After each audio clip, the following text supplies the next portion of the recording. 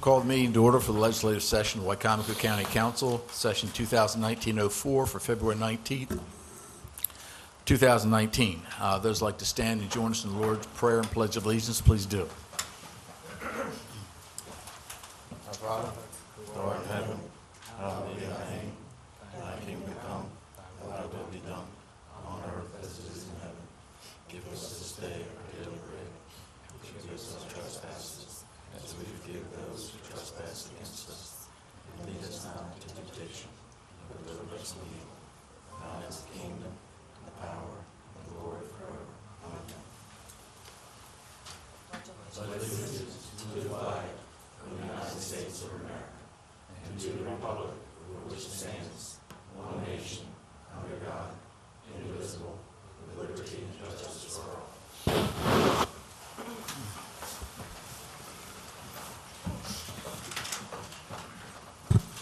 Entertain a motion from council to approve the legislative minutes from February 5th, 2019. So moved. Second? Second. Any discussion or corrections? Seeing none, all those in favor say aye. Aye. Opposed? Motion's carried. Minutes are approved. Entertain a motion to approve the work session minutes from January 15th in reference to the amendment of the capital improvement plan. So moved. Second? Second. Any discussion? Seeing none, all those in favor say aye. Aye. Opposed? Motion's carried. Minutes are approved. Entertain a motion to approve the work session minutes from January 15th, 2019, reference to the hold on a second. Capital improvement plan again, general services. So moved. Second? Second. Any discussion? All those in favor say aye. Aye. Opposed? Motion's carried. Minutes are approved. Entertain a motion to approve the open work session minutes from January 15th in reference to the CIP, Recreation, Parks, and Tourism. So moved. Second? Second. Any corrections? Seeing none, all those in favor say aye. Aye. Opposed? Motion's carried. Minutes are approved. Good morning, Ms. Hurley. Good morning, Mr. President, council members, ladies and gentlemen. There is one change to today's agenda, and that is the county executive has withdrawn the request to discuss the Director of Finance appointment, so that closed session will not be held today. The first item on the agenda is a public hearing on the surplus and sale of public water utility easements in the Morris Mill Urban Services District, including the water tower and associated piping, valves, fittings, fire hydrants, and other facilities to operate the public water distribution system in the Morris Mill Service District. A public hearing notice was published in the Daily Times and posted on the county's website stating that a public hearing would be held this morning at 10 a.m. I would like to point out that this is a two-step process. According to Chapter 22 of the County Code, council is to have a public hearing first, and then at its next legislative session, vote on the surplus and sale. So today is step one, the public hearing. Thank you, Ms. Hurley. At this time, we open the floor for public hearing. If you'd like to make any comments, please come to the podium, state your name, your county of residence, and your concerns.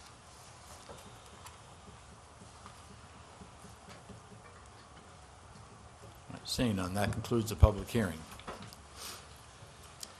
And I don't see anything on here that just designates a resolution, a vote, or a work session. No, that would be done at the next legislative meeting. Thank you, Ms. Hurley.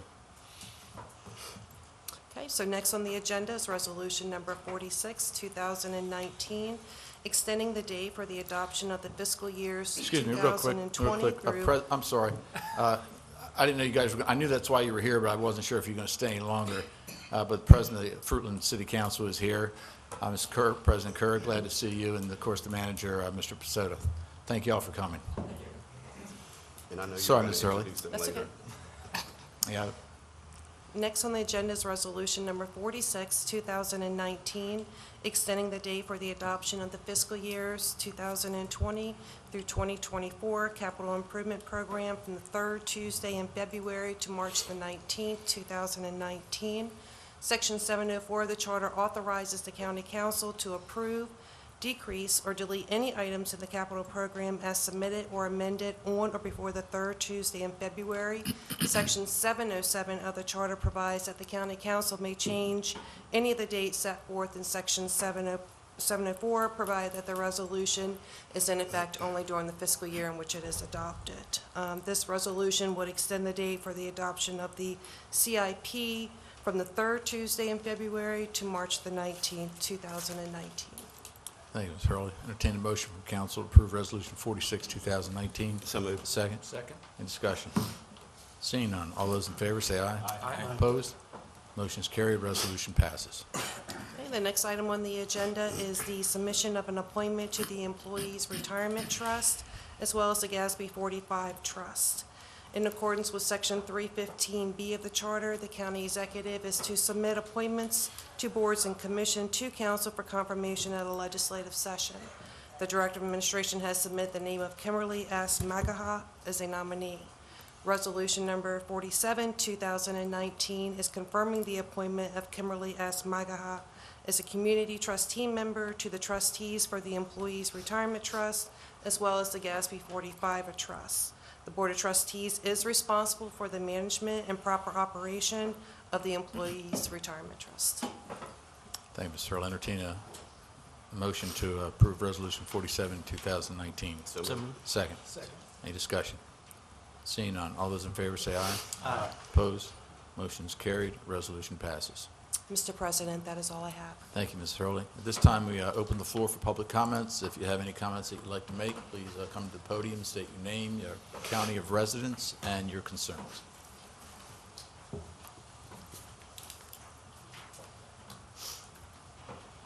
Good morning. Good morning, council. Good morning, staff.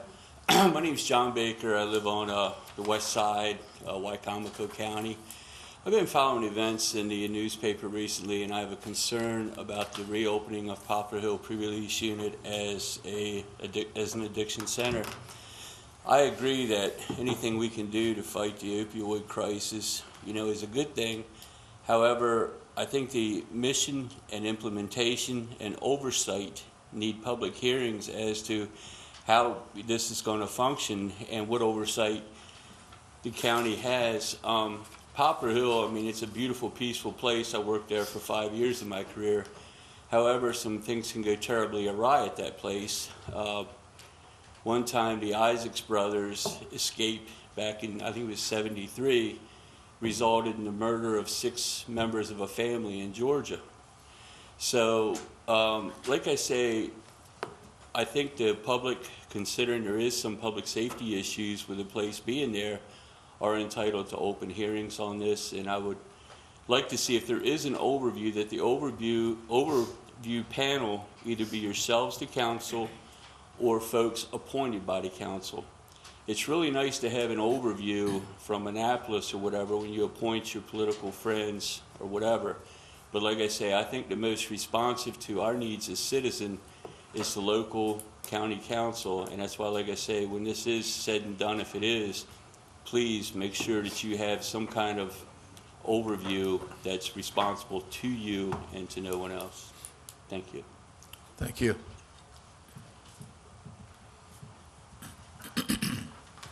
Good morning. Good morning. I'm Shani Shields. I live on Jersey Road in Wicomico County, and I'm here today. Some disturbing news came across my telephone, and I'm quite sure you know about the First Amendment of the Constitution that protects 5 basic freedoms. That's the freedom of religion, the freedom of speech, of the press, of assembly, and the freedom to petition the government. And this is a cornerstone. These 5 things are a cornerstone of democracy. When I was last here, an employee spoke, sharing her concerns of what was going on, because rumors were having that the Wicomico County Nursing Home was going to be closed. Different things were told to employees. They were wondering what was going to happen.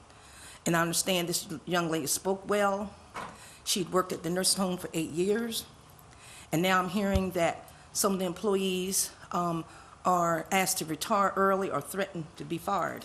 She happened to be fired because I guess she spoke out. And I think she was also told that the employees would be kept up to date on what was going on with the nursing home.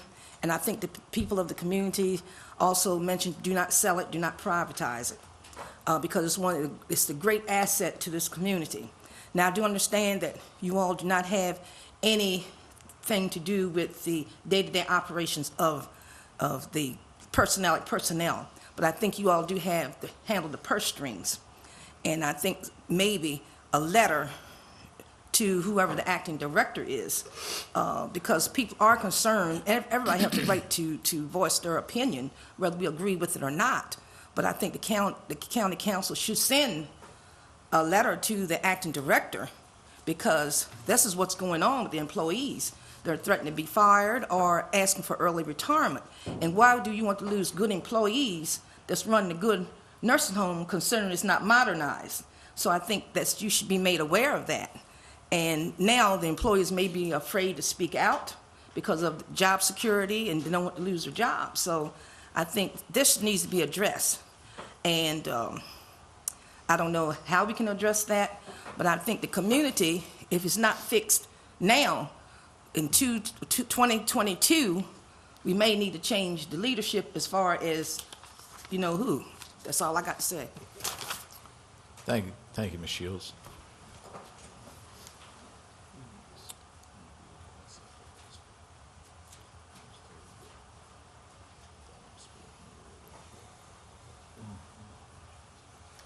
Good morning. Good morning. And a follow-up to what Shaney has said, I understand that because this person was vocal and also going back to the nursing home, updated her colleagues about the situation, that this is the reason for her termination. Because I pray that it wasn't because I shared some information, well, I wanted some information from her, and she shared some information with me, and I pray that that wasn't the reason that she was fired. So now when I go in the nursing home, I try to keep to myself, because I don't want nobody else to get fired for what I'm saying. I understand that we're moving away from the sale of the property to a management company, and I don't know what role you as council members will play in this particular situation, but I think it's questions that you need to ask the management company when they take over, or to make sure you have in writing what procedures and guidelines would be followed. I understand that the acting director did come from a management company and is trying to handle the situation per her experience. But you need to also think about the employees that are currently there and how the situation is being handled. Again, hearsay is that some of them are being asked to retire early, and I hope that this is a procedure that is not because of someone speaking out or someone being threatened in an untimely situation, because that should be a process that stabilizes the nursing home, not to cause an uproar there. My concern also is that the patients, and when you go there and you see some of the nurses and the CNAs and the workers, how closely, it's like a family there to me. And when you displace people, like the young lady that was released, that impacts some of those patients, because I would see her, she had one lady that she called mom, and she always looked forward to her feeding her. And now since she's been gone, she's been fired, then she seems a little lost. She's trying to get used to a new person. So if this is happening where they do need to transition out people, then they need to also train new people how to come in and replace those people. And I just pray that you will play an active role. If there is a management company coming in, how will you eliminate those employees?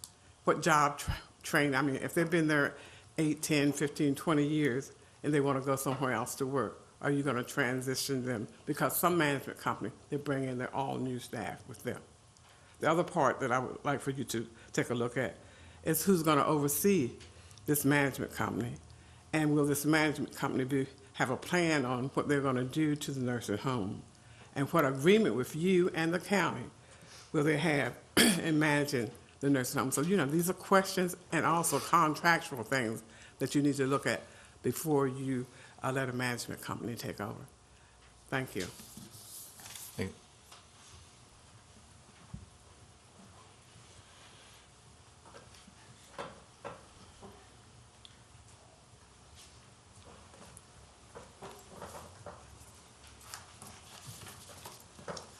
First, giving honor to God and thanking Him for the opportunity to be here, to County Council President and county council members, and all those assembled. Peace and blessings. My name is Mary Ashanti. I reside in Wicomico County. I'm the president of Wicomico County NAACP, a human rights and civil rights organization. The concerns, I have several concerns. First of all, I thank those that spoke before me, and I support everything that they have said about the nursing home. In reference to the nursing home, I'll just say this. I spent about 40 years in nursing, and I retired from nursing after 40 years. I taught people how to become nurses' aide, and some of my students I took to Wicomico County Nursing Home for their training, and they got excellent training. I had a father that lived in Wicomico Nursing Home, and he got excellent training. I read that Wicomico Nursing Home had won several awards. That's because of the nurses and the direct care staff, not administration. And so we need to keep that in mind. And the other thing, to piggyback on some of the things that were said, I'll go back to the time when I worked in healthcare. When there's a situation at our facility, the administration called us in and made us aware of what was going on. Listen to what we have to say. That's proper administration. That's someone being professional, knowing what they are doing. And that doesn't seem to be what's happening at Wicomico Nursing Home. And the facility that I worked at didn't have to worry about what got out in the neighborhood. They made the community aware. They made the community part of that facility. So they never had to worry about that. If there was a problem, people in the community rallied for that facility, no matter what the color of their skin, business people and whatever. Good administration and whatever. And so, and to piggyback on what Shane said, I'll just use the word resent. I won't use any other word in my mind. But I resent a staff person being told that they cannot speak up for their rights. I totally resent that, and some other words out there I won't say. But that is fundamentally wrong for them to say that, and for them to put fear in a person. And I'll say to that staff, fear no man, only fear God. And if you have to file with the Human Rights Commission for discrimination, because majority of the people that are being coerced and whatever are black. And I look upon that as discrimination. And the community needs to look upon that as discrimination. And it cannot be tolerated. It just cannot be tolerated. And so, you know, I've said what I need to say about the nursing home. You understand.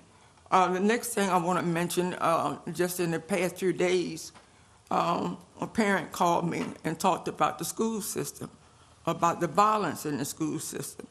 And also a few weeks ago, I heard a professional person talked about the violence at Choices Academy and said if you put a lot of children with violent behavior and whatever together, what else would you expect?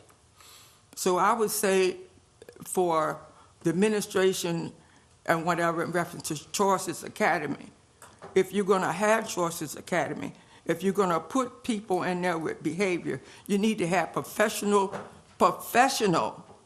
staff like psychologists, social workers, behaviors and whatever, and teachers that actually know how to control their class. Because I'm hearing that you got teachers that don't know how to control their class, their students complain about so-and-so hitting them or bullying them, and the teacher tell the child, just ignore them. How are you going to ignore somebody that's in your face and trying to get you to fight or hurt you? That's not the environment that we want for our students. So whatever teachers are not doing their job, our expectation that they either be retrained or let go. I don't care the color of the skin, train them or let them go. Because we cannot have a school where children are afraid to go to school because they might, chairs being thrown, hitting children side of the head, books being thrown. That's like being in a war zone. So that's not a school setting. And don't get me wrong, I support the superintendent and her plan. We supported it last year, we support it this year. But I'm talking about some issues that must be corrected. In all the school systems, we need teachers. When a child come to you and say, Miss So-and-so, this person is bothering me, don't tell the child to ignore it. Find out what the problem is and nip it in the bud. Children should not be going to school and being bullied. We've had too many people to commit suicide, so you can't say ignore it. So we need those things to be taken care of. And so thank you for letting me share. Thank you, President Shawnee.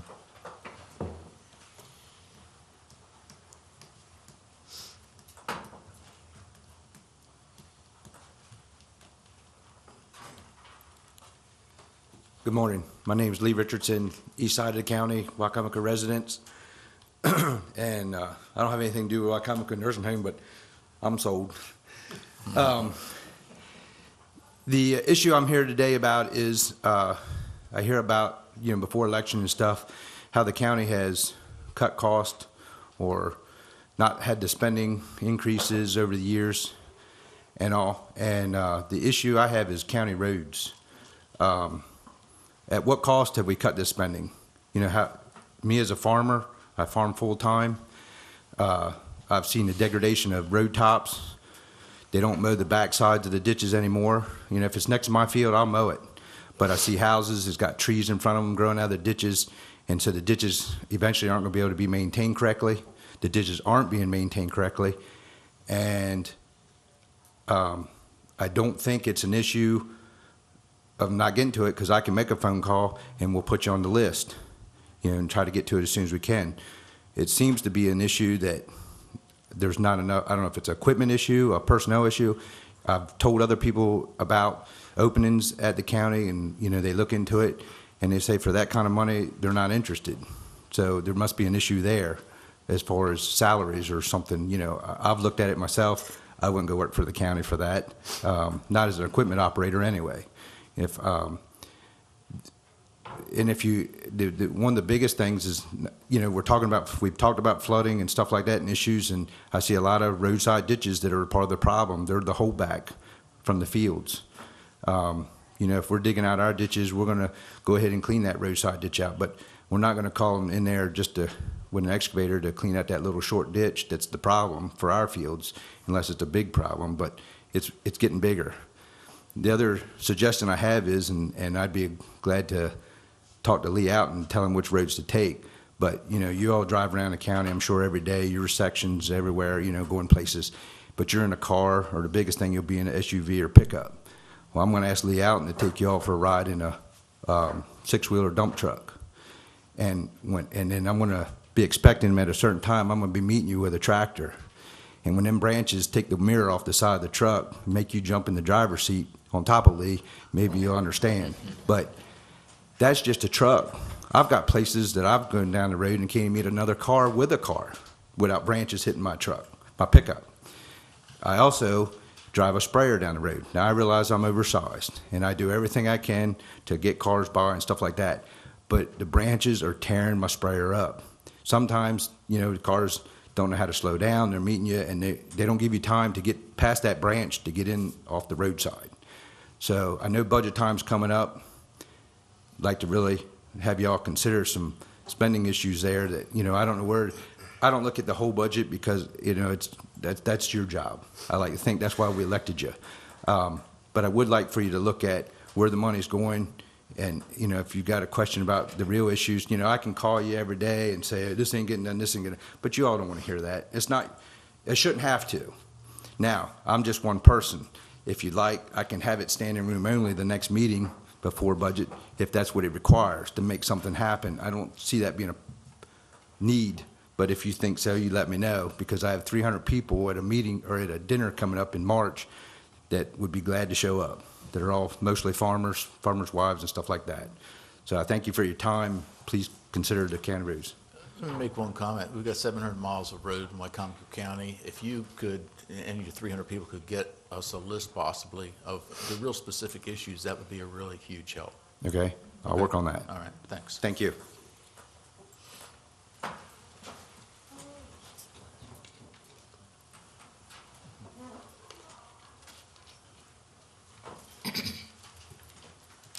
Hello. Good morning. I'm Fred Moore. I'm from down around Allen, and I have the same issues that Lee has. I've contacted Dallas. We've had several meetings. They're in the process of working on ditches and things in my area. But it seems to me that every time they come down there and stuff, nothing, I don't want to say nothing gets done because they're working on the work. There's not enough employees to do the job when they come down there.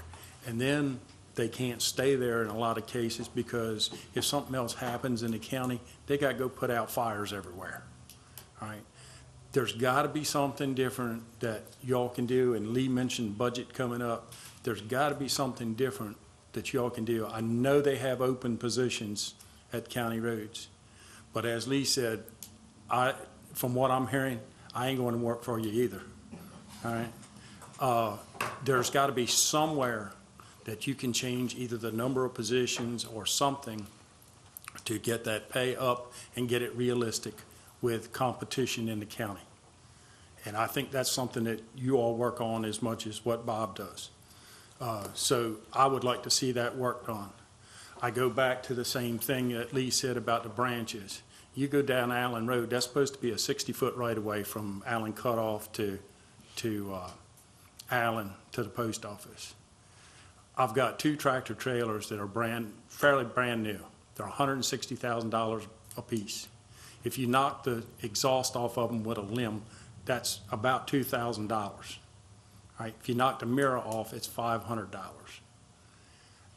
We just can't keep doing that. I experience the same thing. The roads, I'm not really complaining about the road width.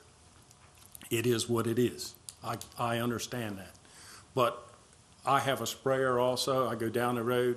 You have to pick your spots because if you don't, the booms are folded up and they're high and they catch in the tree limbs. All right. They've also been down and trimmed the tree limbs down on Cotman Road where I live, and we go in and out of there all the time. We just need somebody else to do it. When we had that large rain in October, there was a tile that plugged up at the end of my mother's lane. All right. It flooded 25 acres of newly planted grass. All right. To say the least, I was a little, pissed. All right. It's all because that they don't have enough people and enough time to go down. And you can give them a list, but as Lee said, you're put on the list, John. Right. And there's just not enough people there. Got to do something. All right. And that's happening. That happens all over the county. You know, there's a lot of issues. Both Lee and I serve on the Soil Conservation Board here. We hear issues all the time. Same thing with the tax ditches and that stuff and how they work. We're involved in that type of thing.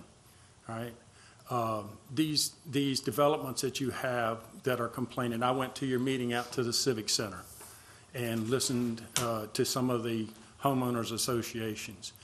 I really don't know what to do with that because I don't think that the county should be paying for the tax ditches or for the ditches that are in these developments unless they're along county roads. I understand that. I have to maintain my own ditches. But, and that's at a cost. Lee does this same thing. He's got more of them on the east side. If you didn't have ditches on the east side of the county, you wouldn't live over there. Okay? Joe, you know that well. So what we're here for is anything that we can do to help you, and I'm putting words in Lee's mouth, but anything I can do, anything we can do, anything we can do through the soil conservation and the Soil Conservation Committee, and I'm speaking for them too, we're here to try to help the county, because we really need to do something. It's not, the cleanup and that stuff has not been done for 20 to 30 years. And that is, you just can't do that. And that's why you got this flooding throughout the county. So, I've said enough. I get off my soapbox. Thank you for listening. Hey, Fred, quick comment. Just one thing that might help some is March 20th is the public hearing for the executive's budget. So I would definitely encourage, you, Lee, soil conservation folks, Farm Bureau folks, et cetera, to really get your, because we hear you loud and clear, but, to get that message as well. That's a great opportunity to. We'll see what we can do. Yeah, exactly. And I talked to Wayne the other day about trying to line up a meeting with him. So you're not the only ones that are hearing it. Good. Good, Okay? thank you. Any additional public comments? Seeing none, that concludes public comments. Council comments. Council comments, yes. Josh? Yeah, I will say, actually, I had written down my comments was to thank Dallas Baker and his team, actually, for the amount of work that they've been able to do. I've had multiple constituent outreach to me, and they've been able to actually do a great job at addressing it pretty quickly. But I think we hear them loud and clear that there's not enough money, and they need to have adequate pay. I will also say that I attended the Taste of the Eastern Shore event on this past Thursday night, and that was a really great event, which I'm sure Councilman Todd may mention more about that. And last thing I'll say is I will say that I did get engaged this past weekend, and heard from many of the folks in the room congratulating. I have the best partner in the world. She's a wonderful person, so thank you all for your comments. What's her name, Josh? Alyssa Massey, she's a wonderful person. You're getting ready to cut your net worth in half, Oh, yeah. Take it. Thank you all. Thank you. Any other council comments? Joe? I want to thank the gentleman for coming in and talking about the roads. Roads is always something that's foremost on my mind. In fact, I called this morning about some problems over on Long Ridge Road with some potholes that are appearing.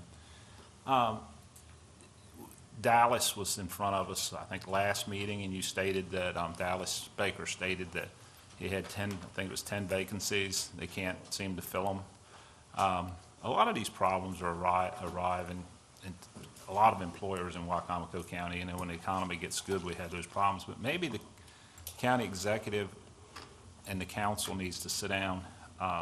Most of our employees are paid by, I think, classification. Is that a good way, Weston, to say that? And talk about reclassifying some of these jobs to get the pay up. I know the lower classifications, of course, is lower pay, so maybe we can have some kind of discussions of that to get the classifications, say classifications of truck drivers up, so we can hire more truck drivers or equipment operators or whatever. Because I think that seems to be the problem is, economy's good, everybody's looking for employees, and it just makes it harder for everybody to hire people. So I think that maybe be something we need to do. That's all I have. Thank you. Good. Ernie? I want to thank the folks that come up and talk for the nursing home for those questions that you put out there for us to ask. If you look last meeting, it was on the agenda to talk about the nursing home, but we didn't have anyone to talk to. The people that we would talk to didn't show up. So we do have those questions that you asked, but we just need the right time to be able to ask them. Mark? Yeah, I just want to echo the comment on the roads. I know I've talked with some of the folks in the room about roads. And I'm the first person that wants to keep government spending and cut government spending, but one of the core functions of the county is our roads, and that's something that it affects people on a daily basis, or most people on a daily basis. And I'm talking with county employees. There's definitely, I think, a need to raise pay or to do something to attract workers. I think that, the empty slots that we have speak for themselves. The pay rate isn't competitive. you know, and I think county workers do a good job when they're called and they fix roads, and I hear, good reports, but it's, like was mentioned, it's kind of, they go from hotspot to hotspot, and there's not enough people to do comprehensive work or to have, a team that's dedicated to ditch maintenance or, or flooding issues because we can't fill the other spots. So we need to work on that in probably budget time, and that pains me a little bit because that means, more money, but, that's something that the county taxpayers expect us to do right, is our roads. I mean, that's something that is a basic county government function, and we have to get that right, and drainage is part of that because, they're all connected, especially when we are having more rain. So I appreciate you, speaking up and bringing this more to our attention. I think it is our attention. We have regular work sessions on it, but it's always good to hear from the public and figure out, we need to figure out how we can work with the farmers and the homeowners association and have a comprehensive way to address this issue. So, and part of that, this money issue goes into the nursing home issue. We're having this issue with the nursing home because of money issues. So the more we can do to stabilize the nursing home and make sure that can be run right, and we can, service the people well and is not, receiving infusions from the county of money. I think that's all of our goal here. None of us are nursing home managers. We don't have a background. We're all learning here. So I appreciate the education from the public about what's going on there. So it's helpful to hear your update. So thank you.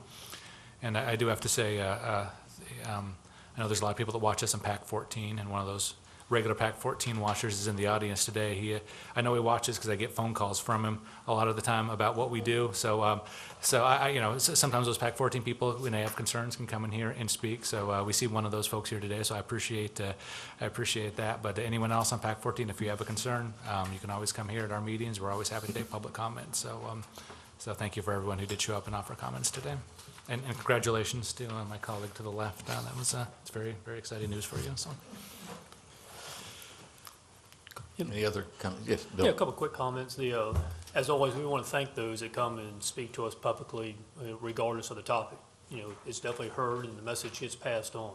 So, I was going to congratulate Josh. He congratulated himself. So, but no, that's good news.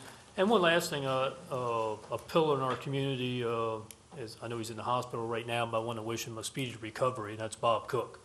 I think all of us know Bob, and I think things are going well, and but do want to wish him a speedy recovery. Thank you, Bill. Larry? Yes, I too want to thank everybody that attends these meetings. Some of the faces I see week after week, and I really do appreciate that because you're taking the time out of your busy schedule, and that's not going unnoticed. I also want to thank the people that contact me personally because some people are afraid to speak out in public. And my phone is always available. My house is available. Give me a call, get in contact with me. I've got ears, I can listen. And can't say that we can make things happen on every issue, but we'll do our best. And thank everybody. Any other comments? Under presidential comments, I would also like to thank everybody for speaking today. A lot of heartfelt comments. We will, I think, do what we can to encourage the executive branch to keep an open line of communications in reference to the nursing home, because we do recognize it's a volatile situation and it does need to be addressed. So, I think the more you talk about it, the more you communicate, and everybody knows exactly what's going on, the more comfortable you can feel about it, no matter what the results might be. You still get an idea of what to expect, and I think that's what's important here. In addition to that, President Shawnee, you talked about education. I've had similar comments with the superintendent on a couple of occasions, and she was, as you stated, I think she's very anxious to try to make sure she resolves all the issues in regard to education in Wicomico County, and not sure exactly what maybe this more recent concerns might be in violence in the schools, but I think we're in a period where I think escalation of that violence has begun to occur here, and she's aware of that, and it is a high priority for her. And I'm sure you've probably had the same discussion. So hopefully we can work through this and see exactly what can be done about that. The pre-release unit, John, I know you had made a comment on that. I appreciate that.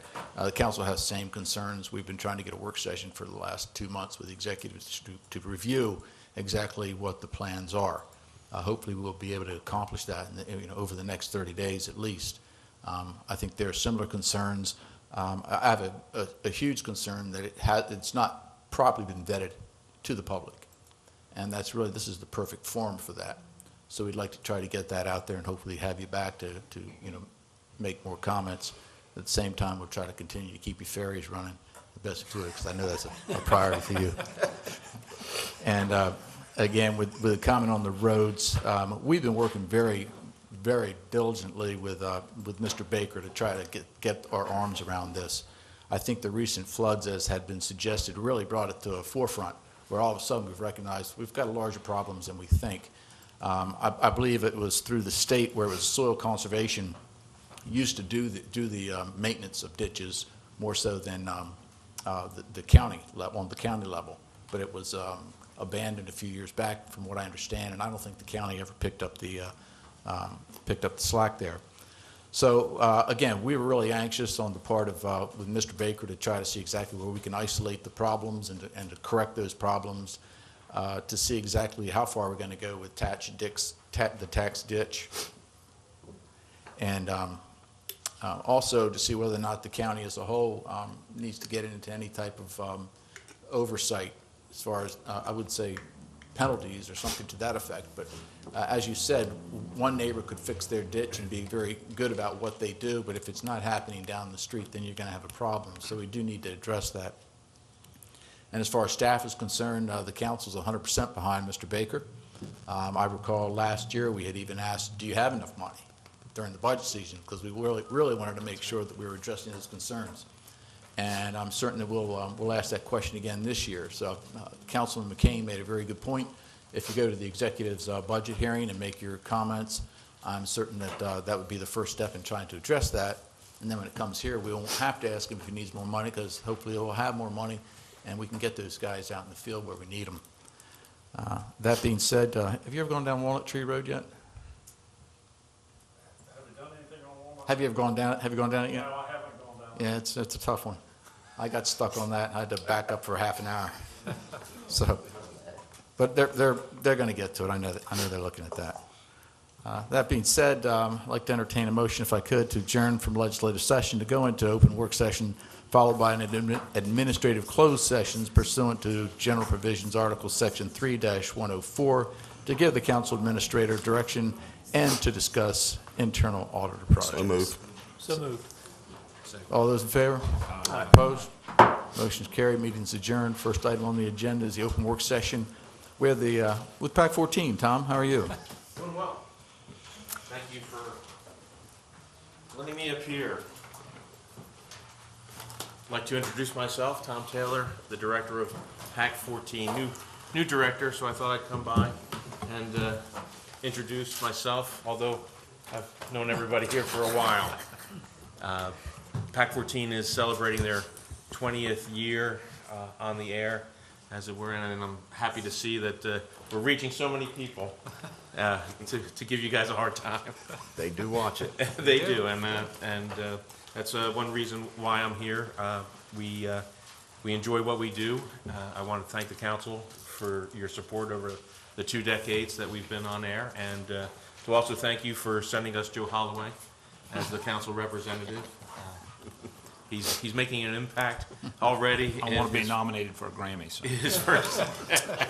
In his first meeting, he has given us some good ideas, and we'll be instilling those in Joe's normally the real quiet type. He is. We have to see your performance first.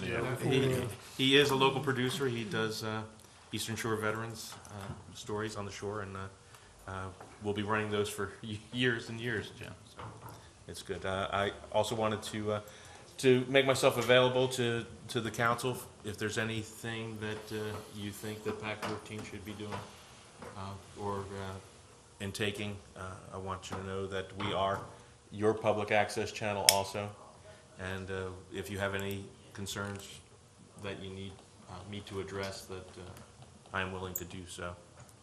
And let's see, got my little agenda here, and that's basically all that I've come in here to do, and hopefully we're doing what you and the people want us to do. Okay. Any questions from council? So I know you've talked about PEG fees before. So I know we knew about them one time, but I think we all forgot. Can we? Oh, sure. Do you want to get into that? Yeah. And is there issues that are a problem with that? PAC 14 is funded in several ways.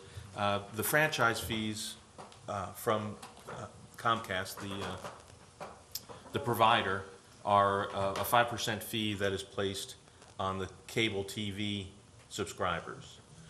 Comcast passes that on through their billing to their customers. So as a franchise fee, the franchisee or the franchise isn't paying the fee, but the subscribers are paying the 5% fee to the municipalities.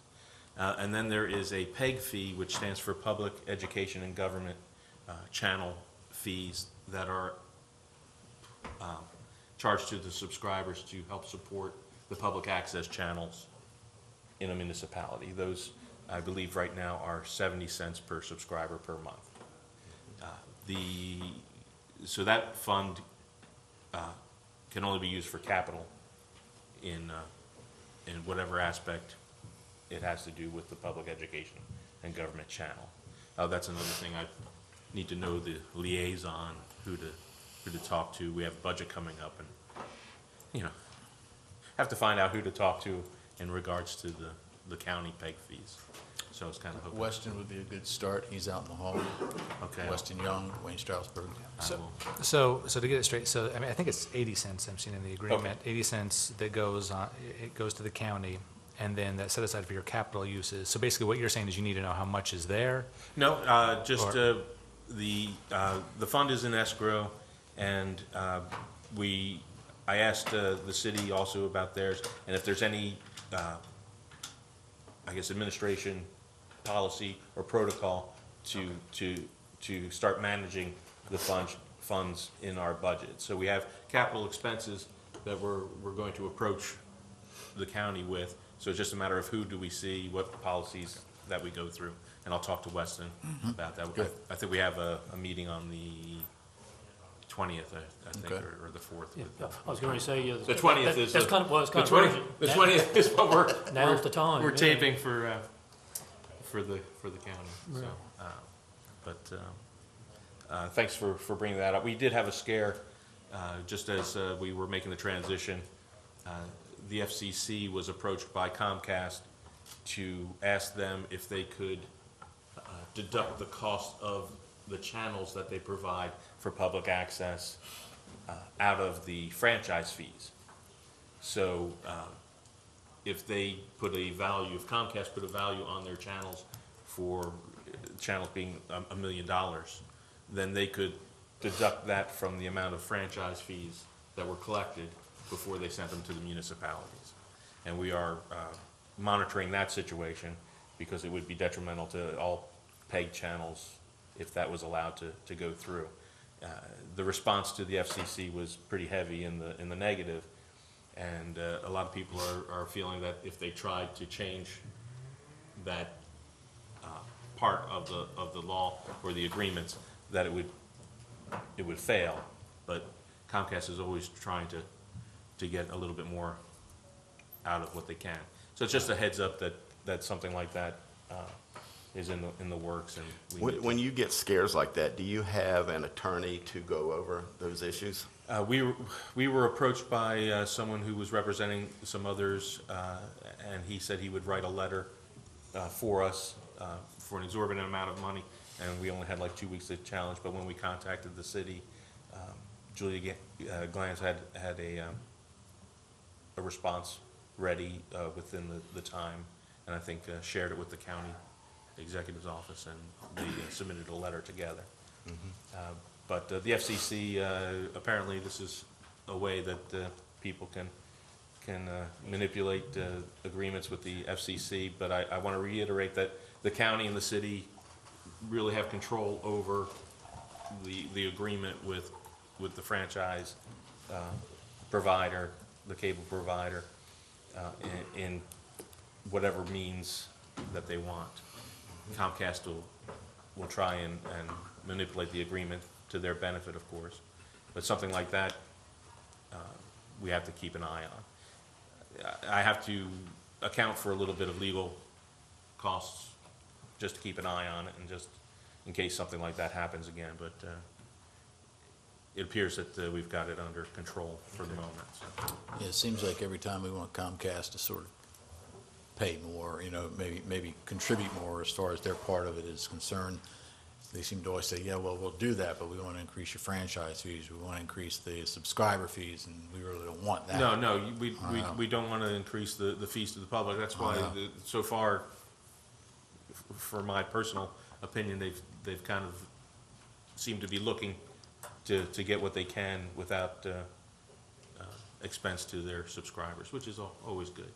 And I guess the concern also, I think, is your concern too, and I think it would be our concern as well, is how we can transition to HD, because that's not happening, right? Well, we, just 2 months ago, they installed the high-definition cable at our location. Okay. So we can make the connection. It's just there's some things that we have to take care of here and find access to certain things, and cables have been installed, and you guys are looking a lot better in high definition than you have That's a been. stretch, Tom. I have to be a little bit more diplomatic now. So. Well, Next, we'll with- work on the lighting. With the two new additions, I guess, the council as a whole might be looking better. You are. You are. Don't know about that. So you're thinking that the HD, we're going to get there, or what's the timeframe? We are there. We're not.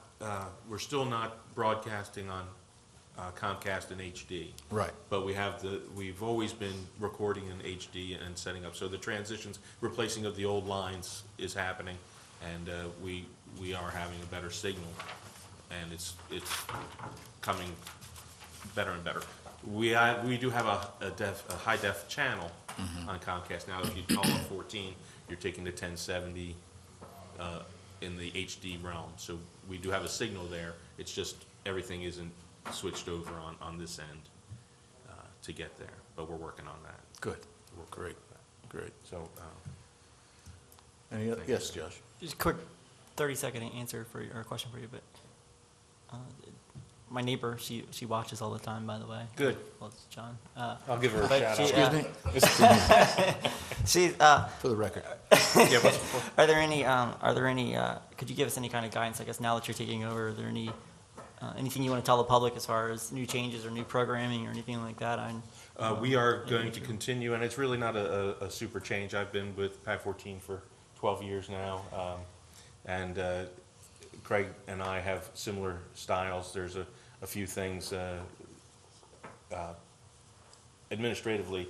I like to be a little bit more proactive along with the council and the city in dealing with the franchise provider.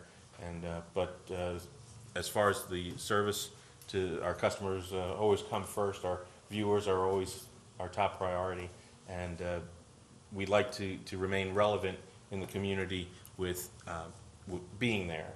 I had a call, somebody called up, they had a problem with one of the other stations, but she thought of television as being PAC 14. So she called me to handle the situation. So I gave her the numbers that she needed to call. But just being in the community's mind first for local television is where we want to stay and what we want to do. So. And are you doing more with, I know, folk festivals, any of that? Those questions is, or any kind of. What's the folk? I just wanted to send shivers through Jake's days. We had a very good folk festival presence. We were deemed to get more of the crowd response rather than the acts, because the acts are handled in a different area of communications. But we enjoyed it. We were down there every day of the festival. Our gear got a little rained on, but we've got a lot of footage, and we're looking forward to covering it this year also, along with the county fair and the things in that third Fridays. So whenever I show up, it's, hey, PAC 14's here. And I'm sure that Craig and Carly get the same feeling. And to mention Keith Eagle in the back, who hopefully spelled my name correctly. He's also doing a wonderful job, and I wouldn't have thought of taking the position if I didn't know that I had a quality staff behind me and the support of everybody in the county, pretty much. I remember you were back there a lot. I was, and all the noises that came back, yelling and screaming, and went. But so I appreciate the time and Any look forward to questions? working with everybody. Congratulations on your appointment. Thank you. Thank you. And Thank you, Tom. Josh, congratulations. Thank you. I've been married nearly 29 years, and Great. great institution. Congratulations. If I had to do it again, I would. Very good. Whole different woman, but no. You're doing really good there, Tom. Don't forget it's recorded. Yeah, but he's got the tapes. He can erase that, so. Next item. Yeah, right, no kidding. Next item on the agenda is the fiscal year 2020-24 capital improvement program. Mr. Strasburg and Mr. Young are here. Good morning, gentlemen.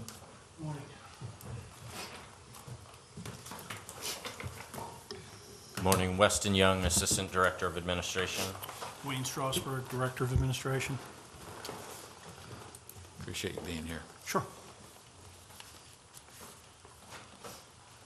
I think what we were looking at, I guess, is council, I guess, may have questions as far as particular areas. We've met with a couple of departments to review some of their programs. I always talk to you, Wayne, about the outstanding debt and the debt obligation, things like that. And I know that you insist that, we are going to be paying down debt as we're borrowing debt. And I think from last year, we've actually gone from a total of outstanding debt of from 119 million to 117 million, which is good. The debt obligations, I guess, is a little bit different because that depends on what your property assessments are. As a percentage of revenue. Yeah, correct. so it could go up and down regardless of what we're attempting to do, just based on values, is that correct? Assessed values. We, in this coming cycle, what this CIP contemplates is that we would not borrow any more than we're paying down. A little bit more. I think we're paying down on the order of about 10 million. And I think we're proposing to borrow a little bit north of 11 million. So we're not changing that profile dramatically. 12.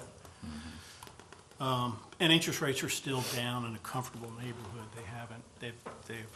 They've increased a little bit, but actually not as much as we had anticipated they would increase. So I think we're on solid ground there. Okay. Any council comments on any like? So I saw on the news the other day talking about works, I don't know, I mean, this was you and this was about Poplar Hill work starting next month. I don't know if that, I only read it, so I wasn't sure if that was a quote or if that was what the news media was saying. And so I just wondered, is that considered a capital expense, the work there? Or, I mean, how is that? Because I know it's not in this, and it's a little early, obviously, to know how much it would be, but it would seem that would be a capital expense. So I was just curious about how that would be handled. Mark, it would depend on actually where we land with the construct. We met, was it Wednesday or Thursday last week? It was Friday Was it Friday? with Steve Shu. To Steve Shu.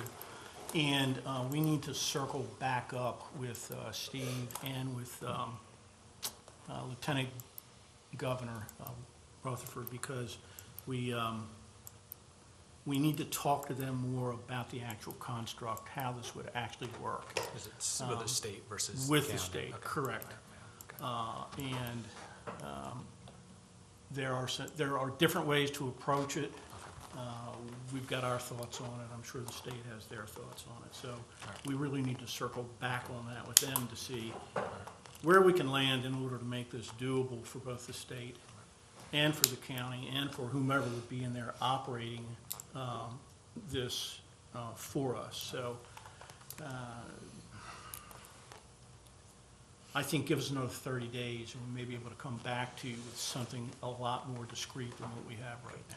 Okay, yeah, I was just, talking about the capital budget, and that's Correct. could be fairly big capital. I was just kind of wondering how that interacted with this whole planning process. I know it's it's kind of outside it, but since we're Correct. talking about capital. We're going to try to leverage the state for more money, to be perfectly honest with you. We want to keep any investment by the county as minimal as it can be. As minimal, I thought there was going to be no county funds.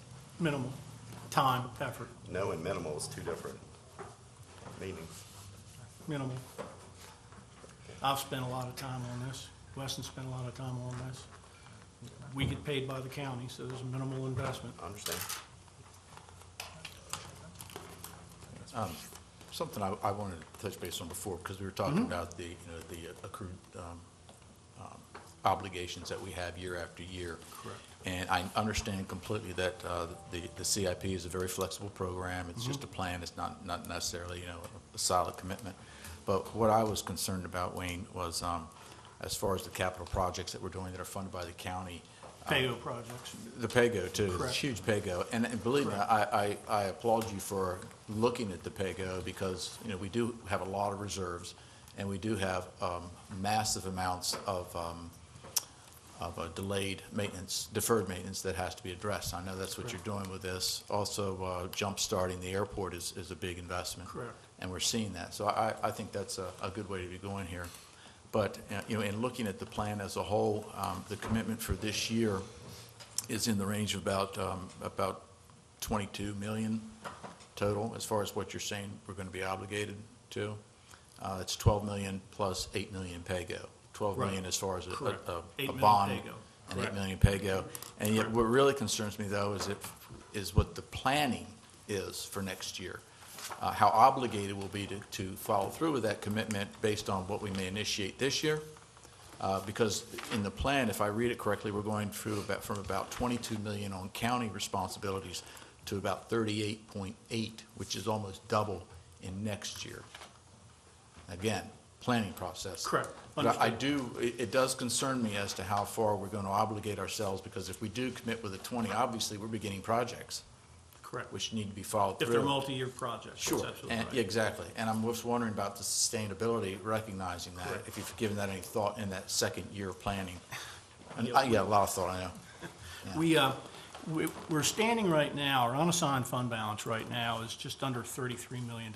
It's 32.7. Our rainy day is about $7.6 million, John. And when I'm working right now on the details of what we believe our revenue is going to be this year, and what we believe our departmental operating costs are going to be. And what we've asked our departments to do with regard to the annual budget is not to go back and base it on last year's budget. We gave them a 5-year actual spending Excel. And we've asked them to go back to the 5-year actual spending and project their budget requests this year on actual spending. So what we're hoping to do is tighten down, if you will, on the incremental projected expenses in light of what we really believe we're going to get in revenue. And we're looking pretty good on our property tax revenue. And I'm suggesting that our income tax revenue is probably going to be flat to what we budgeted last year, which was 52.5. So that's a long way of saying I can't really tell you at this moment how much of the PAYGO could be covered by this coming operating year's revenue and how much would have to come out of fund balance. That's one of the things that we do when we then come to you and say, okay, this is the operating budget.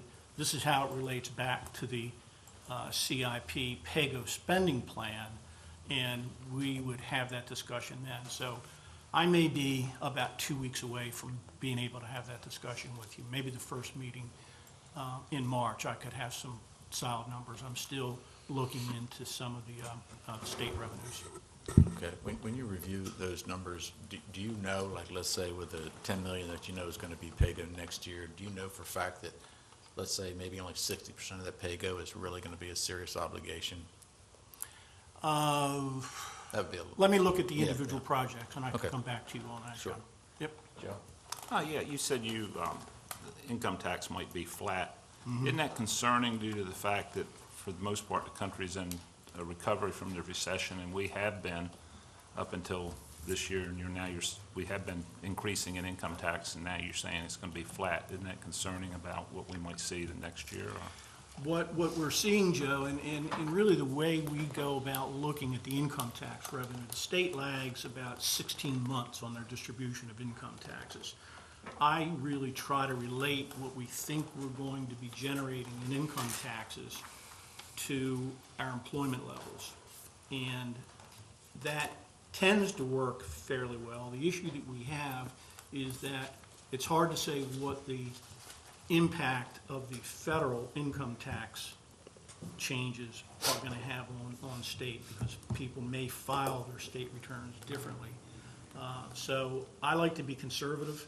I'd rather say that our income taxes are going to be flat than to get myself out on a ledge where I'm saying, well, you know, they've been growing, we're going to plan on them continuing to grow. I'm not sure that's going to happen. But again, But it doesn't reflect in the spending on the capital budget because it's going up. It's increasing. I mean, that's, I guess from what I'm saying, you know, the capital budget is showing that, you know, hey, things are looking great. We're going to be getting plenty of money in, but yet you're saying, on the other hand, that our income tax might be flat. no, actually what I'm saying is that I've tried to, Wes and I have tried to have the departments come in on their operating budget with finding more savings operationally and budgeting more accurately, if you will, based on actual spending for a 5-year run rate to see how much does that trim from our actual operating expenses and how much does that free up in revenue. Even if revenue is flat, we still may find that we would generate a couple of million, several $1 million more in terms of spending. I'd rather that spending go towards one-time capital projects right now than to have it go towards recurring spending, because, you know, most economists are saying that we're probably, as a matter of fact, Warren Deschanel was at Mako last week and said that they're anticipating a recession starting in June of 20. Well, you're saying saving money. It was June 20, wasn't it? Right. Saving money in our operating budget. You know, we sit here today and hear from people about the conditions of our roads, which we don't pay out of capital, we pay out of operating budget. Correct. So, you know, are we talking about cutting more money out of that department, or No, I cutting would not. savings from No, I that wouldn't department? Or contemplate that. which departments would you want to be cutting or saving, cutting in to save in, I guess, is what, I guess that question. Not far enough along on the budget yet Yeah. to tell you, but I think I know where we've got some savings. On roads, the problem that we're having primarily with roads, Joe, is attracting people who can, we've got 10 vacant positions right now. I brought, you know, I mean, Yeah. they mentioned that today at the, you know, public comments, and I brought up the Right. fact that maybe we need to reclassify some of those jobs, so that would bring the pay up. I don't know whether that's possible or not, you know, so. I think the state's gonna handle that for us. I don't think it's the pay as much, Joe. What we're having trouble is getting qualified tests. candidates. They can't pass the drug test. Well, You know. that's a problem for every business in Wicomico And then County. whatever we pay, we're paying 42% benefits that private industry doesn't. So Mm-hmm. if we're paying somebody $10 an hour, per se, we're actually paying them almost $15 an hour, which privately, they'll just pay the $15 an hour. And young people go towards the money rather than towards the benefits, and then that's hurting us. So, But in the meantime, every business in Wicomico County or the state's having the same problems as far as hiring people. I mean, we realize that, so do we need to reclassify, you know, to get the pay up? Because you're sitting here saying, yes, okay, they go for the dollars instead of the benefits, so, you know, is that something we need to do? I mean, that was just a suggestion. No, I You understand. guys run that side of the business, but, you know, every year, we continually hear about road problems, and we've heard it, you know, since I've we been actually here. spent over $1 million more last year, I believe, trying to get the roads. We did 20% of the roads, and that's what our goal is, to try and do this. Now, we've had the trouble with the flooding, and we're still working on that diligently. But it's like the $15 an hour minimum wage. We have done calculations, Michelle has done calculations.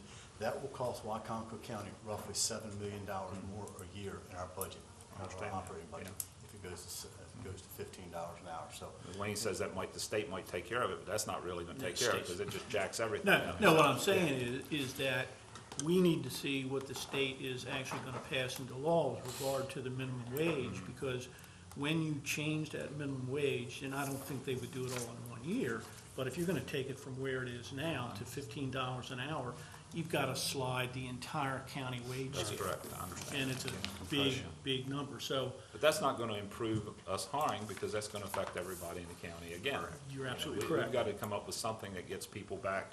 Either that, or we gotta go with contractors to get things done. And, you know, I hear you can't pay the roads until you do the tiles and do dress the sides, I understand that. So that's done by the county. We hire contractors to do Correct. the paving. What the gentleman in here today were more concerned about, I think, than actual paving, and I know that's still a concern, is the tree branches along the sides of the roads and in the ditches and where they haven't been being maintained. So that's the county's responsibility. Can we hire contractors to do that? Do we I need spoke to? with David Moore the other night up at the, Fred Moore, I'm sorry, David Moore, two different people. Spoke with Fred at the Taste of the Eastern Shore, and we had a long discussion about that.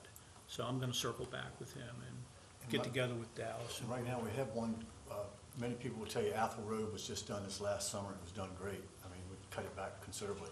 We've got one tractor costs $188,000. Maybe that's where we need to put money in the budget to get another tractor to start doing roadside, getting that, where Fred's got down Cotman Road, that kind of stuff. We started out on Athol Road, it was the worst, so that's where we are now. We're moving that tractor from one spot to another. We had to go down to High Banks Estates because that had grown over, people couldn't get into that area, so we're Well, putting we out we fires. have it all over the county, Yeah, I and understand we're putting that. out fires. But I do think, exploring that independent contractor, role might be a path we're gonna have to explore. This particular tractor's got a bush hog that goes up in the air like that, and there's not many people that would have it. They've got, farmers have the off-arm bush hog to do the ditches, that's true, but they don't have the one that goes up in the air with a bush axe, Right. like I said. For the trees. For the trees, yeah. I see, it might not be for everything, but Yeah. I mean, Correct. but for some of the maintenance and But to mowing. take care of Fred's problems and Correct. some of Right. Lee's problems, I understand that. So- We also get complaints from school bus drivers about it too, so I mean, that's. Not from Ernie, because he drives down the center of the road. Understood. So, again, there's some balls up in the air over which we have very, very little influence. And, until we see what the state is gonna do with minimum wage, that really, and unfortunately, that comes in late on our budget planning process. Well, if you take the minimum, you say they're not gonna do it all at one time, and that's what. I would hope not. Yeah. So they would probably go up, what, $1 or $2 an Probably hour to about begin with, so if you take $1, that. $1.25. If you take that figure and work it into the equation, that would give you a benchmark of what you could Correct. About go $1.5 million with. a year over the next 4 Yeah, years is yeah. what. it'll take. Correct. So you've got to factor that in. I mean, we're thinking that our real property taxes are probably going to go up. Well, we're constrained by the revenue cap, so, but our maintenance effort's going to go up as well. So you, 1.2 million maintenance of effort. so some of the increases that we're seeing are being not outpaced, but they're being met by spending pressures, again, over which we have no control. So again, I'm probably 2 to 3 weeks away from having a much clearer idea of what the revenue picture is going to look like. The expense input from the departments is supposed to be done by the 28th of this month. So maybe by that first meeting, I can give you a better snapshot of what I think, broad stroke, the budget is going to look like this year. But we do have control over some of the capital projects. Yes, we that are do. That's not Yes, we do. necessarily have to be done. So That's absolutely correct. And again, back to John's original point, we're very sensitive to that fund balance, and we're very sensitive to taking on debt and spending current year cash. So that is going to come together in about the next 3 to 4 weeks, and we'll have a much better picture of maybe some of these things we'll decide that we can't afford, and we're going to have to delay. I can't tell you that right now. It's a Larry planning can- document. yeah, Larry can tell you, Current Commission, we don't know where that's gonna land yet. They're talking about $10 million a year just to Correct. start off. that's not gonna be this year, I don't think. It'll be next year, but Start next year. that's gonna affect our capital budget plan further down the road, so. Another thing that's not been brought up until this past year, we just had an audit, you all got the audit. OPEB, we owe $4 million for Wicomico County. Board of Education's $115 million in the hole. They're not even paying what it costs per year to do it. Their due is about 1.5 million, 1.6 million. They're putting 600,000, I believe, Bruce told us, per year towards that. So they're becoming $1 million in the hole a year. So, we've got to prepare for it because it's going to fall back on the county. I don't know how we're going to do it just yet, but we just found that out this year due to new Gatsby recording auditing procedures. if you all. Isn't there a state requirement they have to meet a certain benchmark on that? Now, the good side is we're not in the worst shape. I mean, now, Somerset pays their OPEB as they go. Worcester County School Board is $333 million in the hole. That's their problem, not ours, but. Right, but we're still 115 million in the hole. Yeah, but what I'm saying, isn't there some benchmark that the board has to meet to?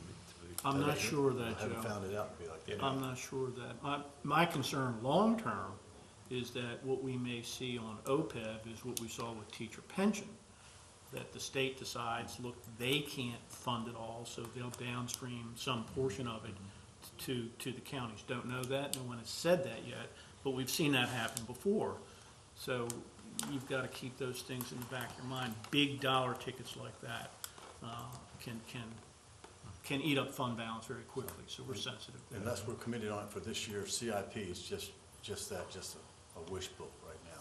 Because I don't have any projects that I really are going to stay committed to outside of this year until we find out where things are going to fall from Annapolis. The problem when you say you don't want to stay committed to these projects other than this year is a lot of these projects, like John said. Are multi-year. Draw you Well, those that we're into committed on things this year, and you we're don't- drawing into. You don't want to it. start it if you're not going to finish it. Right. I mean, you've got Mardella High. That's another $40 million they asked to spend after this school. So I don't know where it's going to come into effect because there's not enough land to build another school at that particular location. And yet we just spent $1.2 million in all the athletic fields. So. So in answer to your question, John, Could you repeat my question? Well, I like the commitment to the Applied Technology Building with Warwick. I think that's good. The more we partner with Warwick, the better. I think that's excellent. I made a note on the health department, as you know, and it's been in there before, I think, as far as that carpet. It was about $250,000 on a carpet replacement. And I'm assuming we're going to be holding off on that until we have a better idea of what we're really going to be doing with the Hurdle building, right? yes, correct. Yeah. And Correct. We've got to get to the bottom of that before we spend a lot of money cosmetically in that building. No Right. pun intended, right? But, I was curious with the airport and talking about runway 1432 extension. It's a 1 million commitment this year and 4 million next year. And I was just curious, it was a pay-go commitment instead of like a bonding commitment. I didn't know what the thought process was behind that. The thought process on that, John, is we're really forward funding that and we'll recover that on the back end. Gotcha. So, you know, our big hurdle right now with the runway extension is the FAA apparatus. And that's not moving along as quickly as we would have liked it to, but we are, interestingly enough, Senators Van Hollen and Cardin have been very, very active with us, and Senator Carper from Delaware has contacted us and wants to be of assistance as well because he recognizes that airport as a regional airport is important to southern Delaware as well. So, Good. you know, we've got as much political clout, I think, as we can bring to bear. We're just trying to wind our way through the bureaucracy. The only other thing I had, notes that I made was the restroom here that you needed to Yeah. convert. Yeah. Maybe Laura's brought it to your attention, I'm not sure, but Yeah. we do want the access there. I think it's going to be a good idea, but we also have to make sure that we have access from here as well, Yep. and also security. Some Yeah, I'm measure trying- of security, probably a door pay. I'm trying to figure that out. It's not as you know, it's not a big space. Right. Now, you know, from the standpoint that we say it has to be done, you know, we're technically in compliance with the ADA because we've got a handicap facility on the first floor, but lower level. However, we've had a number of interns, I think you've seen, who are disabled, and I've interacted with them in the men's restroom in terms of them trying to navigate in that, and it's really, really very, very difficult. So in good conscience, we should have an ADA compliant restroom on each one of the floors. So- Pete, I don't know if this is a question for you or not, but had you given any thought to the restrooms that we already have, making them ADA compliant? Just not enough room. Yeah, you can't do it. If you're concerned about access, the conference room, 300, the conference room in the hallway, has a large space at the north end of it that is not being used for anything. It could be easily made into a hallway and secured. So, and we could actually steal a little bit of that room for the ADA compliant restroom if we needed it. So we've got some room to work with. The thing about using those two restrooms is the plumbing is there. Correct. That's the major physical barrier that we have to overcome. Plumbing's there. Gotcha. And we've got some room, so. Okay. Any other questions? Nope. Good. All right, gentlemen. Great. Any Thank you. comments? Anything you just want to add? All right. Just working on the annual budget. Yeah, good luck. Work hard. Can't wait. Happy birthday, John. It's like a little birthday this weekend, huh? Yes, I did, yeah. The seniors. 45. How's it like turning 70, John? Couldn't find a card to say Too what you wanted to close. say. Next item on the agenda is the Wicomico County Strategic Plan. This is an initiative that we appreciate on the part of Councilman Bill McCain. He spent a lot of time on this, and I'm glad to see, do we have a PowerPoint for the screen, Bill, or is it? Yes. We do? Good. Yeah, we're gonna Do we need a pull it up. recess? To Yeah, set yeah, it you up? want to take a couple minutes and Is we'll the get county it pulled up. executive going to be here for this? I say part of it's his initiative, too. I think Bill's recognizes the process where once we sort of develop the idea that it'll be passed through the system so that it can be done in coordination with the executive branch. Yeah, we'll talk about that some. Bob should stay for that one. Yeah,